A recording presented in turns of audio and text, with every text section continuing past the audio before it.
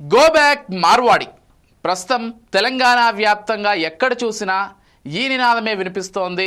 దీనికి సంబంధించినటువంటి రాజకీయమే జరుగుతోంది.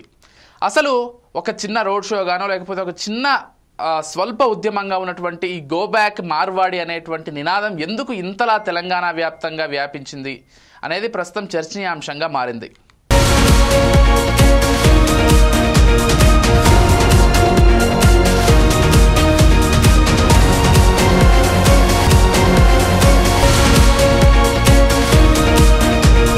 ఒక మార్వాడి తన కారును వీధి మధ్యలో ఆపాడు మరియు బైక్ పై ఉన్న స్థానిక ఎస్సీ వ్యక్తి అతన్ని కదలమరని హారన్ మోగించాడు. ఇది క్లియర్ చేయడానికి బదులుగా మార్వాడి దిగి దూకుడుగా మారి బైకర్ పై దాడి చేశాడు. ఇది జరిగింది. నిజానికి ఇది జరిగిన తర్వాత పరిణామాలు ఒక్కొక్కటిగా రాజకీయ వైపు అడుగులేశాయి. చాలా పెద్ద గొడవగా ఇది మారిందనే చెప్పుకోవాలి.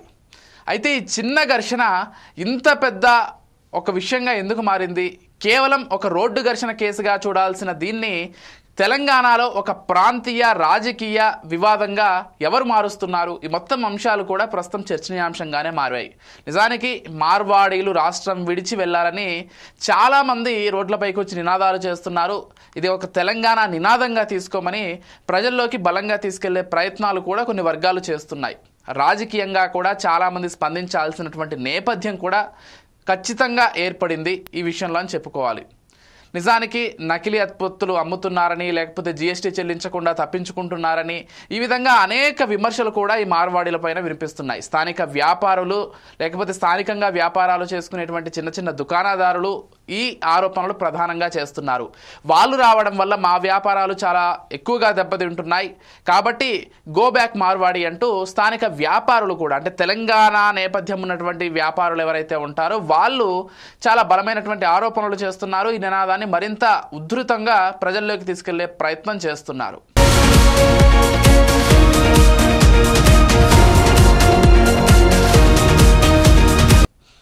నిజానికి తెలంగాణ ఏర్పడక ముందు ఎక్కువగా తెలంగాణ వాదం ఉండేది. ఆ తర్వాత అన్ని రాష్ట్రాల నుంచి అంటే మనందరికీ తెలిసిందే, మన రాజ్యాంగం ప్రకారం మన దేశంలో ఏ రాష్ట్రం వారు ఏ రాష్ట్రంలోకి వెళ్ళైనా కానీ వ్యాపారాలు చేసుకోవచ్చు లేకపోతే ఇంకేమైనా చేసుకోవచ్చు.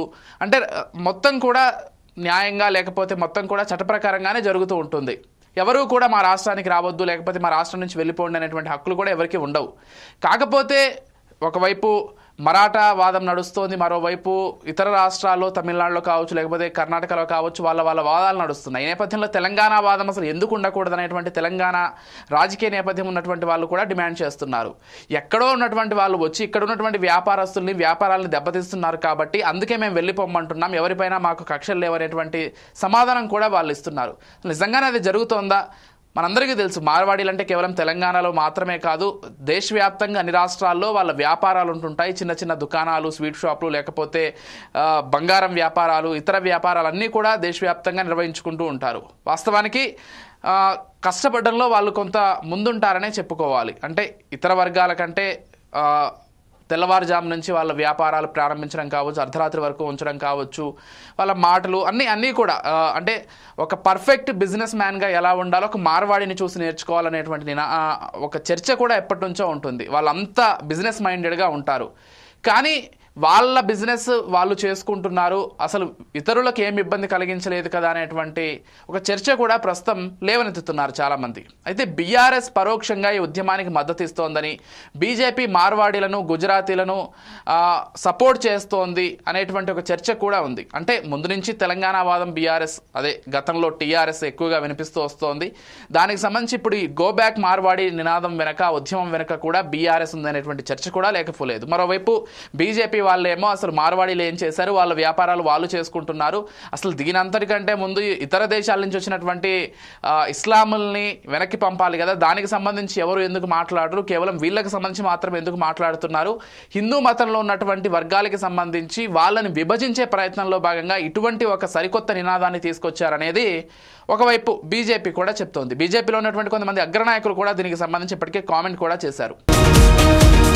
దీనికి సంబంధించి కేవలం ఈ వివాదం మాత్రమే కాదు, రాజకీయంగా కూడా పెద్ద పెద్ద పార్టీల మధ్య కూడా దీనికి సంబంధించి ఒకరినొకరు విమర్శించుకోవడం, ప్రతి విమర్శలు చేసుకోవడం కూడా జరుగుతూ వస్తోంది. ఇప్పటికే మనకు తెలిసిందే కాంగ్రెస్ నుంచి కూడా కొంతమంది మార్వాడీలను వెనక్కి పంపాల్సినటువంటి అవసరం లేదు, వాళ్ళ వ్యాపారాలేవో వాళ్ళు చేసుకుంటున్నారనేటువంటి వర్షంలో కొంతమంది కాంగ్రెస్ నేతలు కూడా వాళ్ళ గళం వినిపించే ప్రయత్నం చేశారు. అయితే కొన్ని చోట్ల మార్వాడీలు మరియు స్థానికుల మధ్య ఘర్షణలు అయితే ఇప్పుడు కొంత ఎక్కువగా జరుగుతున్నాయి. గతంలో అయితే అసలు పెద్దగా ఉండేవి కాదు, ఎవరి వ్యాపారాలు వాళ్ళు చేసుకునే వాళ్ళు, ఎవరి జీవన భృతిలో వాళ్ళు ఉండేవాళ్ళు. కాకపోతే ఇప్పుడు పరిస్థితి కొంత మారిందని చెప్పుకోవాలి. స్థానికంగా ఉండేటువంటి ప్రజలు అదేవిధంగా మార్వాడీల మధ్య కొంత ఘర్షణ వాతావరణం ఏర్పడుతోంది. ఎందుకంటే ఈ రాజకీయ రంగు పులుముకోవడంతో డెఫినెట్గా ఎక్కడికక్కడ ఉద్రిక్త పరిస్థితులు అయితే నెలకొనేటువంటి విషయం మనందరికీ తెలిసిందే. ఈ మొత్తం అంశాన్ని, మొత్తం పరిస్థితిని నియంత్రించడానికి రేవంత్ రెడ్డి ప్రభుత్వం అంటే తెలంగాణ ప్రభుత్వం కొంత ఇబ్బంది పడుతున్నట్లుగా కూడా మనకి సమాచారం అందుతోంది. ఎందుకంటే స్థానికతకి సంబంధించినటువంటి ఉద్యమంగా దీన్ని పరిగణిస్తున్నారు కాబట్టి, మరోవర్ తెలంగాణ వాదంగా దీన్ని ముందుకు తీసుకొచ్చారు కాబట్టి, ఎటూ కూడా అంటే ఒకవైపు మార్వాడీలని పూర్తిగా వెనక్కి వెళ్ళిపోమనేటువంటి ఇది ప్రభుత్వానికి లేదు, లేకపోతే తెలంగాణ వాదాన్ని తోసిపుచ్చేటువంటి ఇది ప్రభుత్వానికి లేదు. కాబట్టి కొంత ప్రభుత్వం ఇరకాటంలో పడిందనేటువంటిది ఖచ్చితంగా చెప్పుకోవాలి. అయితే ఒక సాధారణ రోడ్డు ప్రమాదం కేసు ఇప్పుడు శాంతి భద్రతల సమస్యగా పూర్తిగా మారిపోయింది, విస్తృతంగా ఒక నినాదంగా వ్యాపిస్తోంది. అసలు ఏం జరుగుతోంది? మరోవైపు కేంద్ర మంత్రి బండి సంజయ్ కూడా జోక్యం చేసుకున్నారు. ఈ సమస్య హిందూ ధర్మం మరియు బీజేపీపై దాడి తప్ప మరొకటి కాదు అనే విధంగా ఆయన కామెంట్ చేశారు.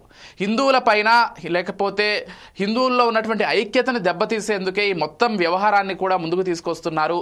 ఈ ముస్లింలు లేకపోతే వీళ్ళ సపోర్ట్ కూడా వెనక ఉందనేటువంటి విధంగా ఆయన మాట్లాడడం జరిగింది. ఇక రోహింగ్యాలు కూడా తిరిగి వెళ్ళాలని ఒక్కరూ కూడా ఉద్యమం చేయలేదు, ఉధృతం చేయలేదు. అలాంటిది కేవలం మార్వాడీలకు సంబంధించి ఈ దేశంలో ఉన్నటువంటి పౌరులు, ఈ మతంలో ఉన్నటువంటి పౌరుల్ని ఇక్కడ బిజినెస్లు లేకపోతే ఇక్కడ చిన్న చిన్న వ్యాపారాలు చేసుకునేటువంటి వాళ్ళకి సంబంధించి ఎందుకు ఇంతలా ఇబ్బందులు పెడుతున్నారని బీజేపీ కూడా చాలా బలంగా ప్రశ్నిస్తోంది. ఇది మొత్తంగా బీజేపీ వర్సెస్ బీఆర్ఎస్, లేకపోతే కాంగ్రెస్ వర్సెస్ బీఆర్ఎస్, లేకపోతే కాంగ్రెస్ వర్సెస్ బీజేపీ, ఈ విధంగా రాజకీయ రంగు అయితే పులుముకుందని చాలా స్పష్టంగా అర్థమవుతోంది. చూడాలి మరి, అంటే అసలు మార్వాడీల విషయంలో ప్రభుత్వం ఏదైనా నిర్ణయం తీసుకుంటుందా? ఈ ప్రస్తుతం జరుగుతున్నటువంటి ఉద్యమం ఏదైతే ఉందో ఇది పోను పోను చల్లారిపోతుందా, లేకపోతే మరింత ఉధృతంగా మారుతుందా? ఇవన్నీ కూడా ప్రశ్నలే ఇప్పుడు. కానీ మార్వాడీలు మాత్రం వాళ్ళ వ్యాపారాలు ఎక్కడికక్కడ కంటిన్యూ చేసుకుంటున్నారు. కొంతమంది ఫ్లకార్డులు పట్టుకొని మార్వాడీ షాప్స్ ముందు నినాదాలు చేసే ప్రయత్నం చేస్తున్నారు. పోలీసులు వాళ్ళని ఆపే ప్రయత్నం చేస్తున్నారు. ఏదేమైనప్పటికీ తెలంగాణ వాదంగా మారింది. గో బ్యాక్ మార్వాడి అనే నినాదం మాత్రం స్పష్టంగా కనిపిస్తోంది. మరి ఇది ఎటువైపు వెళ్తోంది, ఎటు దారి తీస్తుంది అనేది మాత్రం ప్రస్తుతం ప్రశ్నార్థకమే. Keep watching 4 Sides TV.